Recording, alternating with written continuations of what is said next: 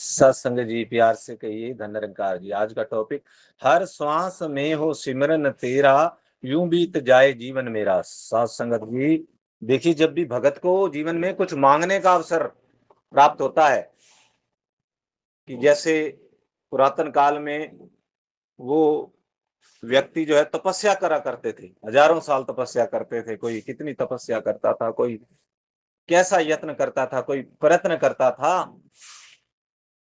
कि प्रभु मिल जाएं। तो सत्संगत, ये जो आज का टॉपिक है, जो आज बताया जा रहा है, आज के बारे में बताया है, क्योंकि देश काल ते समा मुताबिक सतगुरु जी में सिखांदा है। जैसे सतगुरु बता रहे हैं देश काल और समय के हिसाब से। तो अब जो ये युग चल रहा है, कलयुग, इसमें सत्संगत यही बताया है संतों ने, महात्माओं ने, सतगुरु ने, कि कलयुग केवल नाम आधारा, सिमर सिमर जग उतरे पारा। कि इसमें कल्याण जो है वो सिमरण से होना है। इसमें पहाड़ों पर जाने की आवश्यकता नहीं, और कहीं यात्राएं करने की भी आवश्यकता नहीं, और कुछ करने का वो नहीं। जैसे सच्चे पातशाह ने, प्रभु ने, परमात्मा ने बताया है कि कल युग केवल नाम आधारा। केवल नाम, नाम किससे, कैसे? इसके लिए सत्संग सतगुरु की शरण होती है, सतगुरु के चरणों में सर झुकाना होता है। और जब उनकी बख्शिश हो जाती है तो वो फिर आपको आशीर्वाद देते हैं कि आपको ये सिमरन दे दिया, अब आपने ऐसे सिमरन करते रहना है। ऑथराइज्ड हो जाता है। प्रभु परमात्मा का ही रूप होते हैं सतगुरु, क्योंकि सत्संगत, ईश्वर का ज्ञान केवल ईश्वर के अलावा और कोई दे नहीं सकता। और यही ईश्वर जब देह लेकर के, शरीर लेकर के इस धरा के ऊपर अवतरित होते हैं, तब ये कृपा करते हैं सत्संगत। तो यही यहाँ पर जो सिमरन के बारे में बताया जा रहा है, ये जो अब समा चल रहा है, जो कलयुग चल रहा है, इसके अंदर सिमरन से ही कल्याण होगा। क्योंकि हम देखते हैं सत्संगत, कोई पहाड़ों पर जाकर के बरसों तपस्या अब नहीं की जा सकती, क्योंकि सत्संगत ऑफिस में है, घर है, परिवार की जिम्मेवारियां हैं। ऑफिस से कितनी छुट्टी लेकर जाएंगे? 2 दिन, 5 दिन, 10 दिन? तो वहां तो बरसों बरस लग जाते हैं। तो आज का जो समय है, जो सतगुरु ने आशीर्वाद दिया है कि अब भक्ति कैसे करें, जबकि इतनी बिजी लाइफ है। सुबह उठते हैं और वो एक्सरसाइज भी उस रूप में, और फिर उसके बाद और भी बहुत सारी जिम्मेवारियां होती हैं। तो अब क्या किया जाए? तो अब आप जो है सिमरन करना है, जैसे सतगुरु बताते हैं कि ऐसे बैठ के करना है, कैसे भी, जैसे भी सतगुरु बताते हैं। तो सतगुरु बाबा हरदेव सिंह जी महाराज ने जैसे सुंदर आशीर्वाद दिया कि परिवार के साथ शाम को 5-10 मिनट बैठ करके यदि सिमरन किया जाए तो आनंद भी आएगा और कल्याण भी होगा। और फिर उसके बाद जैसे जैसे वो सिमरन के साथ लीव जुड़ती जाती है, ध्यान जुड़ता जाता है। जैसे कि सात्संगत एक, पहले जिम में जाते हैं ना, तो पहले फिजिकल जो एक्सरसाइज करते हैं, शुरू में थोड़ी ही कर पाते हैं, थक जाते हैं। ऐसे ही सिमरन शुरू में थोड़ा से शुरुआत होती है, और फिर जैसे जैसे लीव जुड़ती जाती है, ध्यान जुड़ता जाता है, ये बढ़ता चला जाता है। और फिर सात्संगत, फिर एक अवस्था ऐसी भी आती है जब महात्मा कहते हैं कि अब हर वक्त सिमरन होता है, चलते फिरते बैठते, वो इस अवस्था पर पहुंच जाते हैं।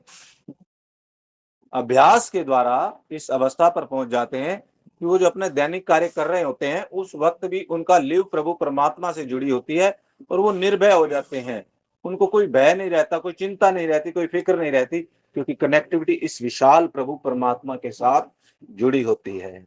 ऐसे आनंद के साथ जुड़ जाते हैं, फिक्र खत्म हो जाती है, केवल जिक्र चलता रहता है, अंदर लिव जुड़ी रहती है। तो ऐसी अवस्थाएं, कोई कथा कहानियां नहीं की जा रही, कोई बात कहीं से पढ़ के नहीं बताई जा रही, ऐसा होता है। संत महात्मा, आप सभी ब्रह्मज्ञानी संत महात्मा, ऐसा होता है। तो ऐसा जो हमें अवसर मिला है, जो मौका मिला है, हमने उसका लाभ उठाना है, ऐसे सिमरन करके।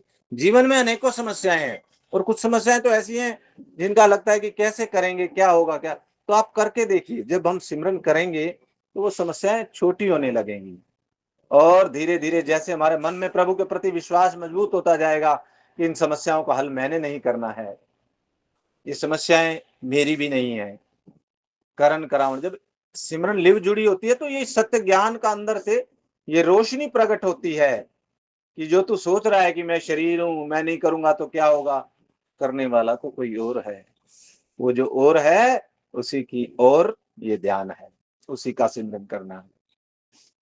तो सत्संगत यही फिर आगे महात्माओं ने जो अपने अनुभव है वहां ये भी चेतन किया कि फिक्र करेंदे बावरे, जो बावरे हैं जिनको नहीं पता है प्रभु का, वो फिक्र करते हैं। जिक्र करेंदे साध, साध जिक्र करता है, सिमरन करता है इसका, तो उसके सारे काम होते चले जाते हैं। उसका लोक सुखी होता है, परलोक सुहेला होता है। तो जब परिवार के साथ बैठकर सिमरन किया जाएगा, तो आज हम देखते हैं सभी, चाहे वो बच्चे हैं और जो भी हैं, मोबाइल्स का युग चल रहा है, तो इतने बिजी व्यस्त हैं कि सब अपने आप में मस्त हैं। भले ही उनको कुछ वक्त वहां बैठने का मिल भी जाता है, तो वो अपने अपने मोबाइलों में अपनी अपनी बातों में लगे होते हैं। एक दूसरे के पास बात करने का भी टाइम नहीं होता। तो इसलिए जो सच्चे पातशाह ने बताया कि बैठ के जब सिमरन करते हैं तो उस वक्त तो सब फोन वगैरह अलग, तो फिर वहां बैठ करके आओ सिमरन करें थोड़ी देर, बारी बारी से सिमरन। जैसे 5 सदस्य हैं, तो पहले मैं सिमरन करता हूँ, फिर उसके बाद आप सिमरन करें, फिर उसके बाद आप करें, फिर उसके बाद आप करें, फिर उसके बाद आप करें, और फिर ऐसे शांत मन से सभी फिर पांचों बैठ करके तो एक लीव प्रभु परमात्मा के साथ जुड़ती है। तो उस घर के अंदर सात्विकता आनी शुरू हो जाती है, क्योंकि प्रभु सत्संगत कलयुग के अंदर सिस्टम है।